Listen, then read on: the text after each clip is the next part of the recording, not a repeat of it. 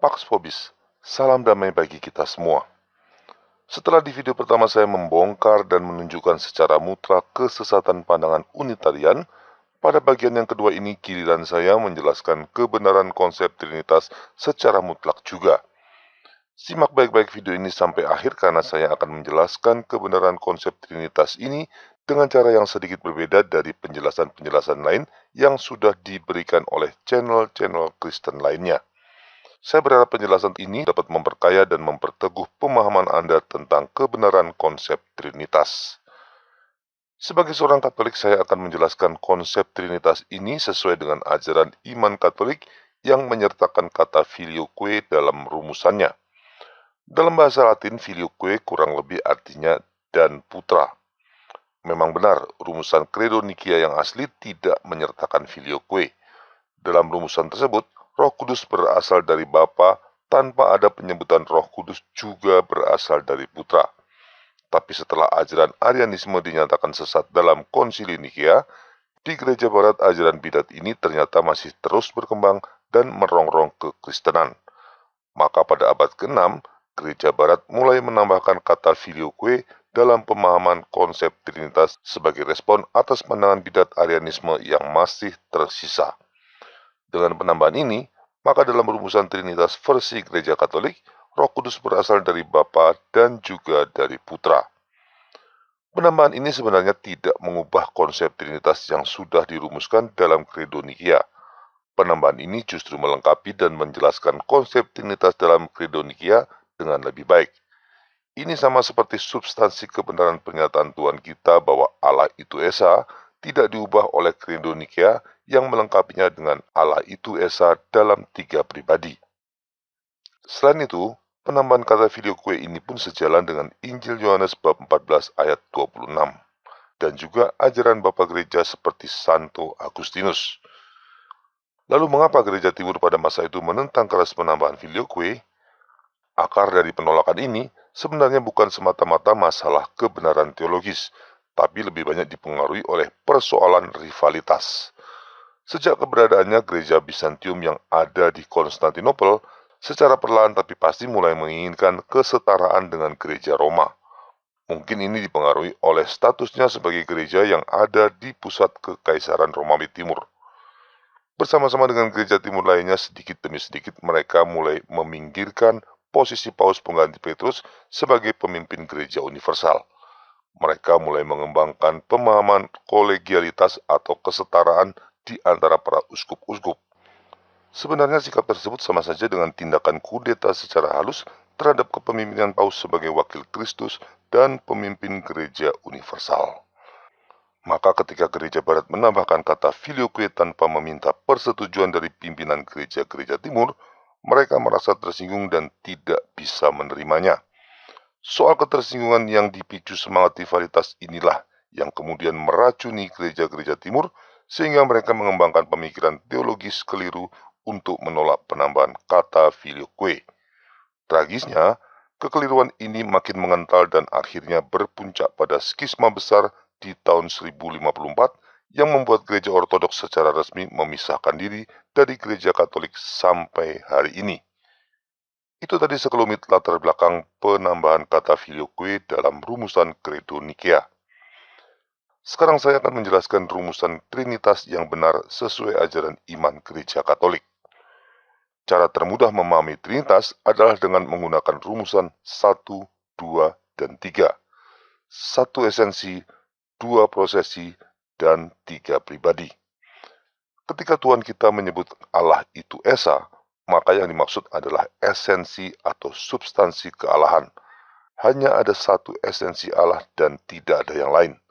Satu esensi kealahan yang tak tercipta ini dalam dirinya memiliki 2 prosesi sebagaimana yang diajarkan oleh Santo Thomas Aquinas. Kedua prosesi itu adalah kesadaran atau intelek dan kehendak. Selanjutnya Allah yang Esa dalam substansi dan memiliki 2 prosesi ini ada dalam 3 pribadi terpisah. Dengan demikian sekarang kita memahami Trinitas sebagai satu esensi ilahi yaitu Allah pencipta, 2 prosesi yaitu intelek dan kehendak, dan 3 pribadi yaitu Bapa, Putra, dan Roh Kudus. Biasanya kalau kita berbicara soal Trinitas, kita hanya berbicara soal satu Allah dengan tiga pribadi. Seringkali pernyataan tersebut menimbulkan kebingungan bagi banyak orang, tidak hanya bagi non-Kristen tapi juga bagi orang Kristen sendiri. Dengan menambahkan pengertian dua prosesi, kita akan memahami konsep Trinitas ini secara lebih baik. Ketika Tuhan menampakkan diri kepada Musa dalam rupa api yang menyala di semak-semak, Dia menyatakan identitasnya kepada Musa. Dalam terjemahan LAI, tertulis Allah menyatakan identitasnya sebagai Aku adalah Aku. Kitab Keluaran bab 3 ayat 14. Tapi ini terjemahan dari teks Alkitab versi King James yang sebenarnya kurang tepat. I am who I am. Kalau kita mengacu pada terjemahan Latin Vulgata, maka Tuhan menyatakan dirinya kepada Musa sebagai ego sum qui sum, atau dalam terjemahan bahasa Inggris versi Douay-Rheims, I am who am. Jika diterjemahkan ke dalam bahasa Indonesia menjadi aku yang ada. Ini terjemahan yang lebih cocok dan akan sangat membantu kita untuk memahami konsep Trinitas. Di ayat tersebut Tuhan mengidentifikasikan dirinya sebagai sang eksistensi atau sang keberadaan mutlak. Dia yang ada dengan sendirinya dan tanpa sebab. Sebagaimana sudah disebutkan tadi, Allah memiliki dua prosesi, yaitu intelek atau kesadaran dan kehendak. Sekarang kita akan membahas prosesi yang pertama, yaitu intelek atau kesadaran. Apakah pikiran atau kesadaran pertama yang dimiliki Allah dalam keberadaannya? Karena tidak ada apapun selain dirinya, maka kesadaran atau pikiran pertama yang muncul dalam diri Allah adalah kesadaran tentang dirinya sendiri. Pikiran atau kesadaran Allah tentang dirinya ini sangat sempurna. Sedemikian sempurnanya sehingga pikiran atau kesadaran Allah ini identik dengan dirinya sendiri. Inilah logos atau sabda yang keluar dari Allah dan memiliki esensi yang tepat sama dengan Allah, namun keduanya dapat dibedakan sebagai dua pribadi terpisah. Karena tidak pernah ada waktu di mana Allah tidak memiliki kesadaran tentang dirinya, maka kita bisa katakan bahwa Allah dan sabdanya ada bersama-sama sejak semula. Dengan tepat, Rasul Yohanes merumuskan ini dalam Injil. Sabda itu bersama-sama dengan Allah dan sabda itu adalah Allah. Injil Yohanes bab 1 ayat 1. Pribadi Allah yang keberadaannya tidak berasal dari siapapun kita kenal sebagai Bapa. Sedangkan Logos atau Sang Sabda yang keluar dari Bapa kita sebut sebagai Putra.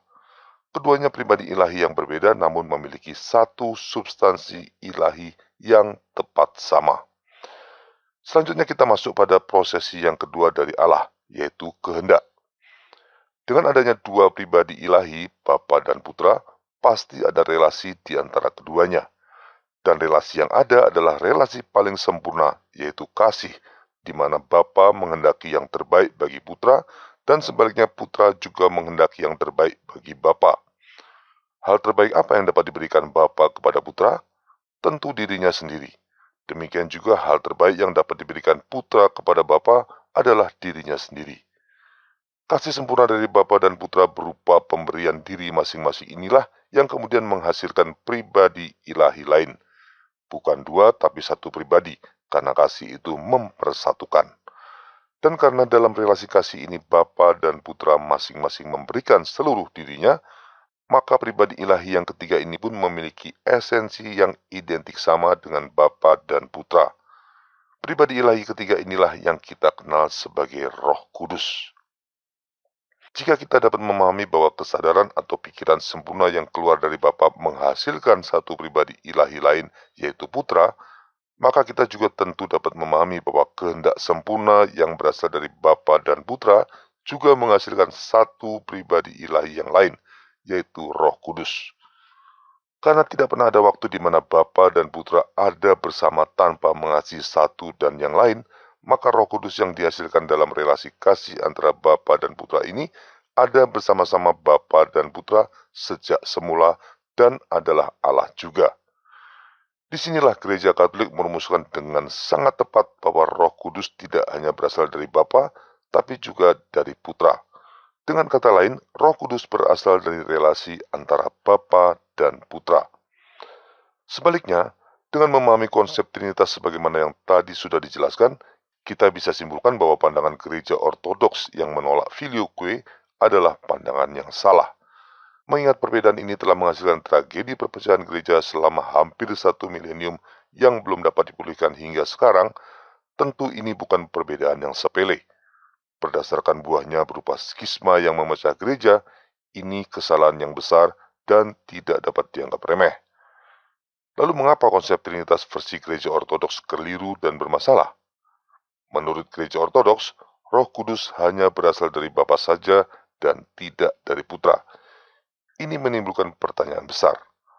Apa yang membedakan Putra dan Roh Kudus jika keduanya sama-sama berasal dari Bapa saja? Bagaimana mungkin relasi yang sama ini, yaitu sama-sama keluar dari Bapa saja, dapat menghasilkan dua pribadi ilahi yang berbeda? Mengapa Roh Kudus tidak disebut Putra Bapa juga? Mengapa Putra disebut Anak Tunggal? Dan yang terakhir dan terpenting, mengapa hanya ada 3 pribadi ilahi dalam Allah Tritunggal? Bukankah jika dari Bapa berasal Putra dan juga Roh Kudus, maka Bapa juga bisa menghasilkan pribadi-pribadi ilahi lainnya yang jumlahnya tidak terbatas? Jadi mengapa Allah harus dibatasi hanya sebagai Trinitas? Pertanyaan terakhir ini hanya mungkin terjawab dengan sempurna dan tuntas dalam konsep Trinitas sebagaimana yang diajarkan oleh Gereja Katolik. Dalam konsep Trinitas ini, ketiga pribadi ilahi memiliki relasi yang unik satu sama lain. Bapa adalah pribadi ilahi pertama yang tidak berasal dari siapapun. Putra adalah pribadi ilahi kedua yang secara unik berasal dari Bapa melalui prosesi kesadaran atau intelek. Dan Roh Kudus adalah pribadi ilahi ketiga yang secara unik berasal dari Bapa dan Putra melalui prosesi kehendak. Selanjutnya, tidak dimungkinkan ada lagi pribadi ilahi yang lain karena sudah tidak ada lagi relasi unik yang mungkin muncul di antara ketiga pribadi ilahi. Rasul Yohanes dalam kitab Wahyu mencatat demikian. Lalu ia menunjukkan kepadaku sungai air kehidupan yang jernih bagaikan kristal dan mengalir keluar dari tahta Allah dan tahta anak domba itu. Kitab Wahyu bab 22 ayat 1. Sungai air kehidupan adalah perlambang dari Roh Kudus yang keluar atau berasal dari tahta Allah sebagai perlambang Bapa dan tahta anak domba yang melambangkan Putra. Dengan demikian, sabda Tuhan dalam kitab Wahyu dengan tegas mengkonfirmasi bahwa Roh Kudus memang berasal dari Bapa dan Putra, tepat sama seperti yang diajarkan oleh Gereja Katolik. Lalu apakah ada upaya untuk menyelesaikan perbedaan ini? Ada. Salah satunya yang terpenting adalah Konsili Ferrara Florence pada tahun 1438 sampai 1445. Pada konsili ekumenis tersebut, utusan dari gereja-gereja ortodoks yang diundang sepakat untuk menerima penambahan filioque.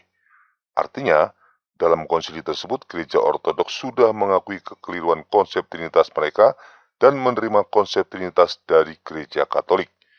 Ini juga sekaligus menjadi solusi atas keberatan gereja timur yang menuntut penambahan kata filioque harus dilakukan melalui konsili. Pada konsili Ferrara Florence, keberatan tersebut diselesaikan dengan tuntas. Tidak hanya itu saja, mereka bahkan setuju untuk mengakui kepemimpinan Paus atas seluruh gereja dan mengakui dogma-dogma gereja Katolik seperti ajaran mengenai api pencucian atau purgatori. Dengan kata lain, Gereja Ortodoks sudah mengakui kesalahan-kesalahan mereka yang menyebabkan perpecahan dan bersedia kembali bersatu dengan Gereja Katolik. Ini fakta sejarah. Tapi sayang sekali ketika para delegasi tersebut kembali ke tempatnya masing-masing, mereka ditentang keras dan dianggap berkhianat. Karena tekanan ini, Gereja Ortodoks membatalkan kesepakatan yang telah mereka setujui sebelumnya. Akibatnya persatuan gereja yang sudah diupayakan dengan susah payah menjadi sia-sia. Pembangkangan gereja ortodoks atas keputusan konsili tersebut adalah penolakan terhadap karya Roh Kudus dan sikap itu jelas tidak berkenan bagi Tuhan. Pada tanggal 29 Mei 1453, tepat pada hari raya Pentakosta, kota Konstantinopel jatuh ke tangan Muslim dan katedral Hagia Sophia yang megah akhirnya diubah jadi masjid. Suatu kebetulankah? Saya yakin tidak. Bait Allah di Yerusalem dihancurkan oleh bangsa Babel dan juga oleh bangsa Romawi bukan tanpa sebab. Demikian juga jatuhnya Konstantinopel dan Hagia Sophia. Semoga penjelasan sederhana ini bisa menjadi berkat bagi kita semua. Terima kasih atas perhatian Anda. Viva Cristo Rey.